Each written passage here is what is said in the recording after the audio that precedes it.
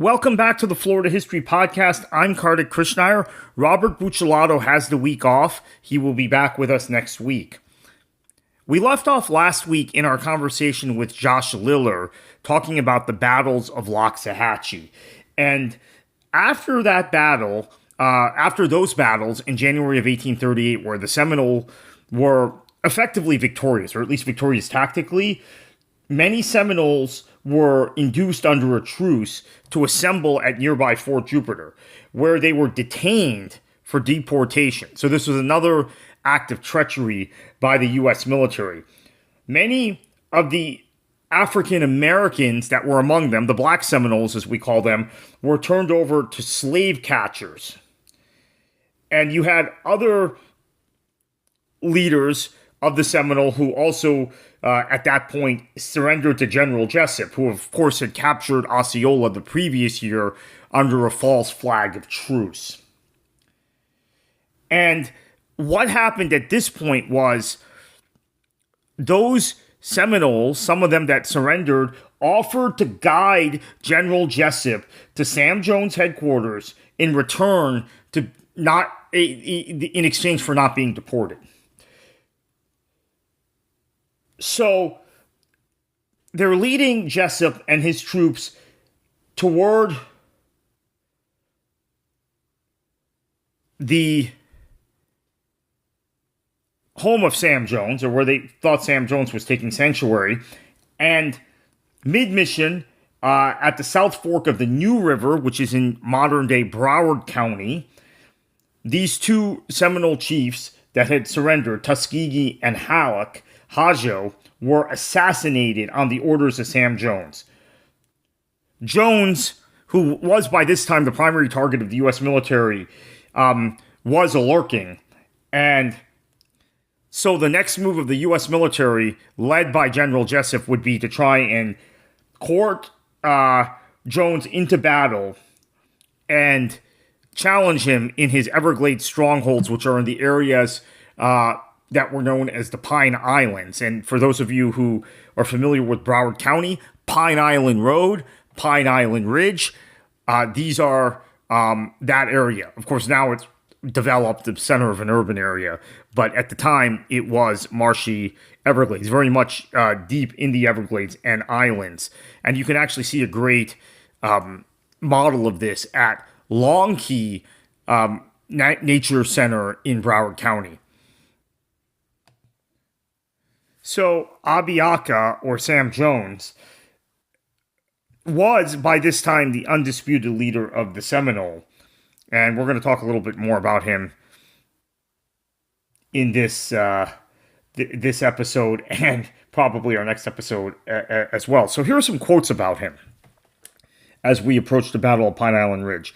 A correspondent for the Charleston Courier wrote in August 1839, Sam is of a slight elastic frame, 6 feet high, a mild, benevolent countenance, very small feet, long bony hands. His long gray locks hang down in front of his ears with a beautiful wave. His complexion is light and wears mustachios.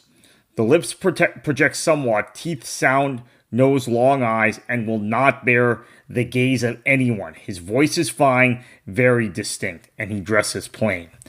Now, General Duncan Clinch, who we've talked about a lot in this series, said of Abiaka, Sam Jones, he's a ferocious-looking Indian chief, reclining carelessly against the barracks, evidently dissatisfied with the proceedings. I noticed him stamp his feet in a great rage, shaking his head, white with rage, to show his utter contempt for the Indian agent and for the officers. And actually, this wasn't from General Clinch. This was from one of his staff members. And this was at the signing of the Treaty of Fort Gibson in 1833. I believe the Indian agent he may have been talking about was Wiley Thompson, who was later murdered by Osceola outside of Fort King. Speaking of Fort King, Lieutenant Henry Pierce wrote, the spirit of Sam Jones pervades these woods.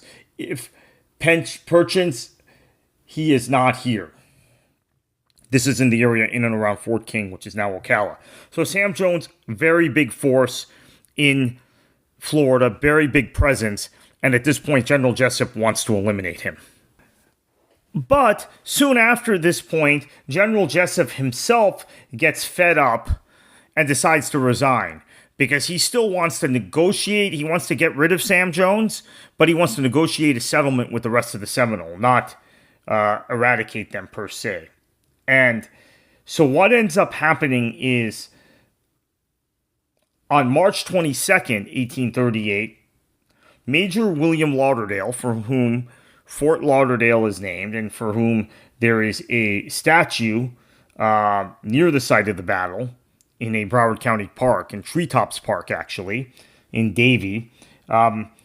Major William Lauderdale surprised the Seminole and then drove them off Pine Island, which was an island in the Everglades. Like I said, there's a great recreation, great model of this that you can see at Long Key natural area, which is it was a few miles west of where the battle took place in western Broward County. That's a Long Key nature area, Broward County Park, which is also was one of those islands. Long Key was one of those islands the Seminole took refuge on. And these islands were interesting because they were about 15 or 20 feet above sea level, above the level of the water. So there were islands that the Seminole could live on in the Everglades.